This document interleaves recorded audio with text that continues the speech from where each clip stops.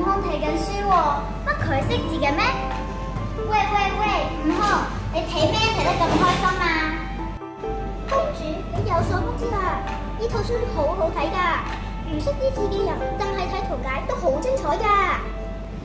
我有睇，有咩咁好睇啊？嗱家，一世人兩兄弟，介紹啲好嘢俾你。呢本書裏面提及到未來嘅人，坐上電動車可以喺地面行得好快，同你有得比。唔係啩？咁厲害？有冇好似我把扇咁犀利先？佢可以用嚟滅火㗎喎。有啊，未來有一種叫做無人機，佢除咗可以飛到半空，仲有好多用途㗎。例如運送貨物、救火、救人，仲可以用嚟打仗添。可唔可以借俾我睇啊？我都要。咁點樣可以同時借俾我哋呢？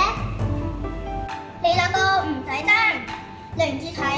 但係到咗未來，啲人將呢本書放到互聯網，你哋兩個就可以同時一齊睇，係咪好方便呢？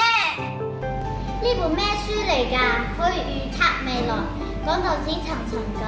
呢套書叫做《Wiseman 尖端科學嘅圖書》，總共有7本，內容包括電動車、機械人、3D 打印、無人機、大數據、物聯網、虛擬實境。你哋想知道未來嘅科學，一定要睇啊！